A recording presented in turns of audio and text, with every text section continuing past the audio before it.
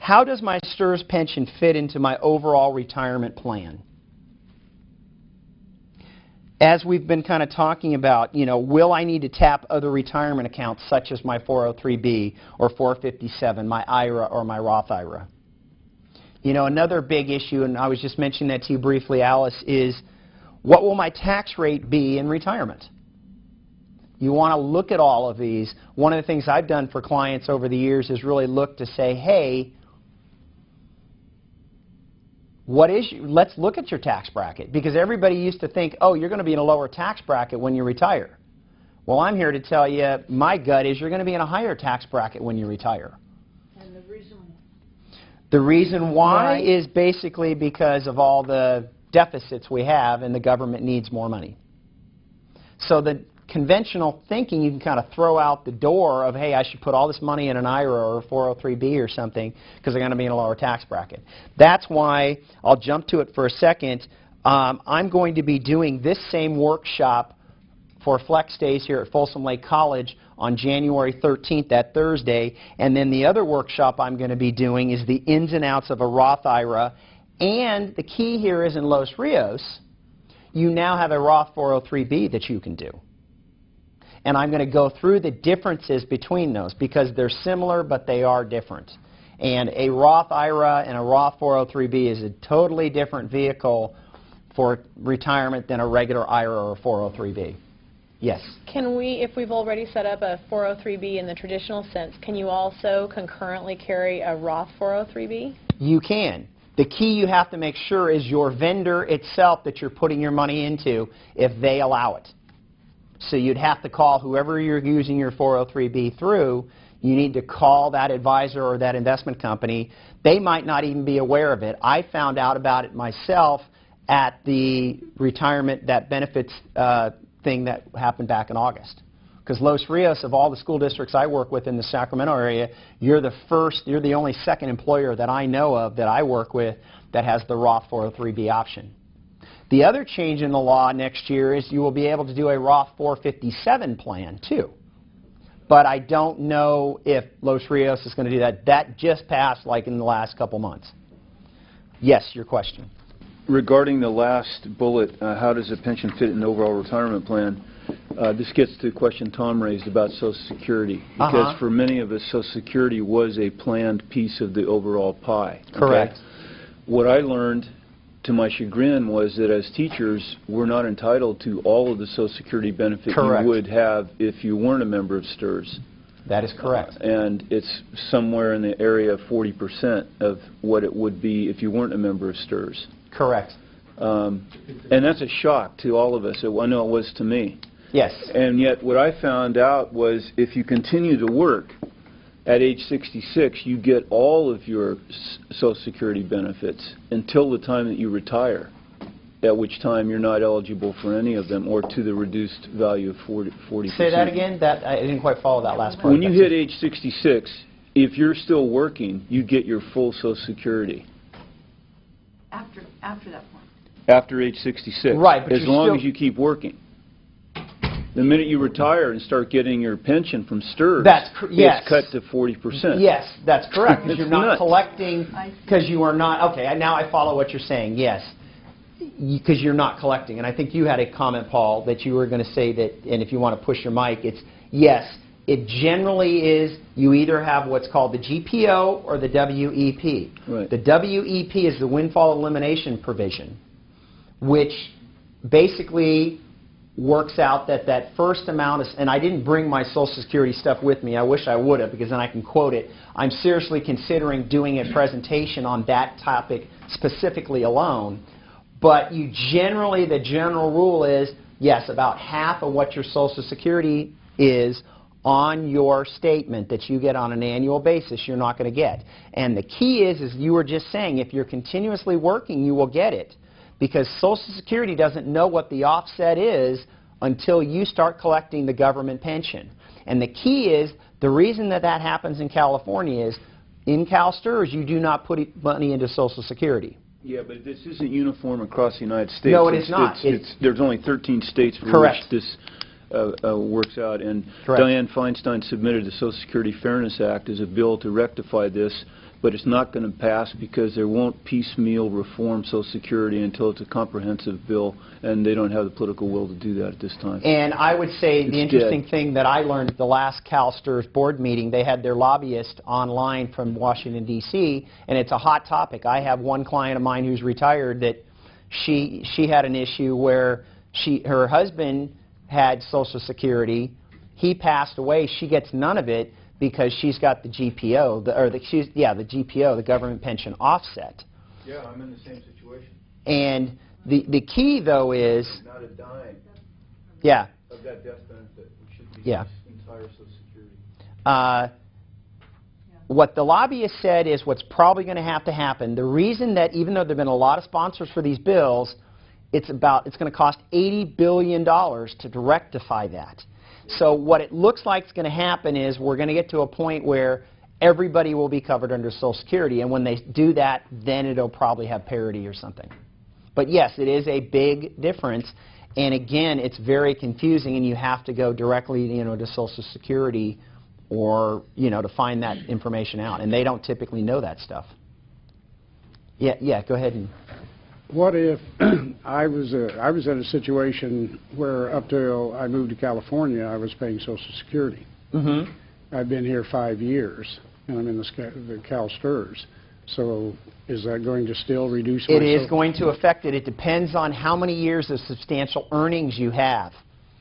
There's the key. The best thing to do if you want to write down the questions, I can get back to you on your evaluation form because and write it down very specifically, and then I will try my best to answer that question, but it really is very much an individual thing.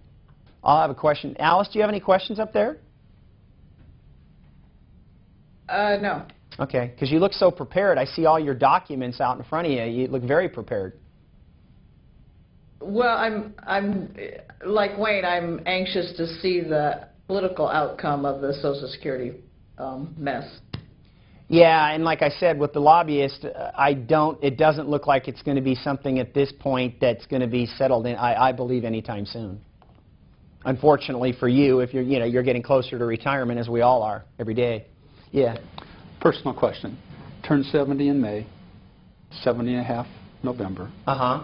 Now required to take out IRA distributions. Correct. 403B.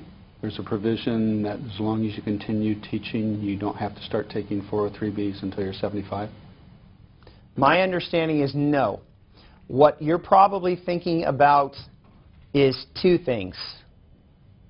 And I think I've got this right, but I'm about 90% sure of it. Two things. If you're continuously working, my understanding is you do not have to do what's called, for you in the room, when you turn 70 and a half, April 1st, after the year you turn 70 and a half, you have to do what is called required minimum distributions, or RMDs.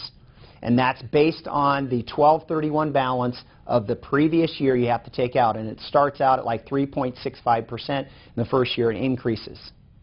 To answer your question, Paul, two parts.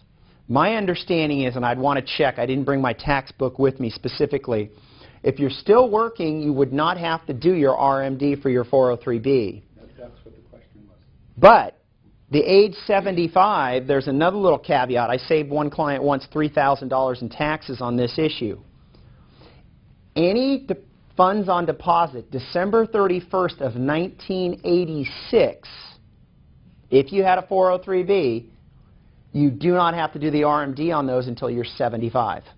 So I had a nurse client that she just this last year passed away. I think she was in her 80s. She had never done her RMDs, and she was like about 78 at the time, and we were able to recalculate. But the key is in that scenario, which it probably is not your case, but if it is, you have to know what that 12/31/1986 balance is. But anything contributed since then, I'd have to do RDMs? Yes. I Yes. saw one brochure said in 1989. 86. Not any difference between 86 and 89. There are some differences in some of that with 89. Again, I wish I had my tax book. And the funny thing is, I was spending time today and did not have enough time to go to my office and pull that one document, but I have it in there. Because those are the type of things that get very technical and very detailed. But one thing I will stress to you, though, yes, which is a mistake that a lot of people make. If you, let's pretend that you're not still working and you're 70 and a half now and you got to do your RMDs. If you've got money in a 403B and an IRA, the RMD has to be done separately out of each one. If you do not do that, there's a 50% penalty. And a lot of financial advisors don't know that if they don't work specifically in the education market and 403Bs are, you know, different, and there's different things like that. If I have to start the RMDs from my 403Bs, do I have to stop contributing as I do in my IRA? My understanding is no. But again, the best thing to do is write that on your evaluation form, but I'm pretty sure, yes, you can. My understanding is you can no longer do contributions into an IRA after you're 70 and a half. I think you can still do it into a Roth, yes. It's another reason, and you do not have RMDs in a Roth IRA, but you do in a Roth 403B. So those are some of the issues I'm going to be talking about in January when we go through the differences between a Roth IRA and a Roth 403B. Yeah, just put... Yeah, I've been working as a K-12 teacher for public school for about 8 years, and I've also been working as an adjunct here. And I know that some of my retirement money from working as an adjunct goes into something, I forgot the name of it. CalSTRS. Okay, but can I use some of that money for airtime? Can I use that to purchase? DBS, I think. That, if it's been in the last 8 years, that additional money has been going into your DBS. And so I can use the DBS to buy the airtime with? No, you cannot. Okay. But you're not losing that money.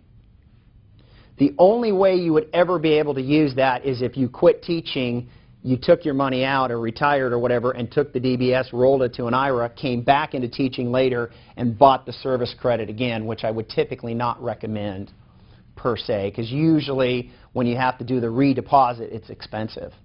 So then best plan is, if I'm planning to stay in public education until I retire, so just to keep it where it is? Well, yeah, you can't. If you're continuously working in California and you're under CalSTRS, yeah, just leave it there. Now, if for some reason you were, this was a question that was asked, and I don't know if Jerry was in here or not, was how does like CalPERS work with CalSTRS? If you went to a CalPERS position and you're working CalPERS, then you can concurrently retire under both and use the higher salary. So I've had some clients do that. So this thing, you can see this stuff gets very, very dicey. And that's why the different pension plans, they all work slightly differently. Did you have a question? And any other questions? And does anybody have a specific question that they don't want to have taped? Because we can turn off the tape. Could you just go over briefly? You said airtime was one of the options, and there was 2 other options. I think I missed those. Or no, I didn't specifically say them. Okay. You've got permissive service credit and then a redeposit. Let me go to redeposit first, and I'll read it to you. The redeposit is if you are to take money out. Like if you quit teaching and you took your money out, because you can take out your contributions plus earnings. Then you come back later on and say, oh gosh, I taught for 2 years, it's now 10 years later, I want to pay back those 2 years. That's a redeposit. And the key is, the cost to redeposit depends on how much service credit you wish to purchase, and because interest must be paid, the length of time between the refund and the request to redeposit the funds, it says, because most members end up making a redeposit close to retirement, the time gap between the refund and the redeposit is often large. This gap can make the purchase costly. You can purchase a portion rather than all of your service credit, represented by any refund you received. If you took multiple refunds, the cost will be a weighted average of the total of all refunds plus interest. And then again, it tells you to go back, this is right from CalSTRS. To estimate the cost to redeposit refunds, visit calstrs.com calculators. Permissive service credit, on the other hand, is for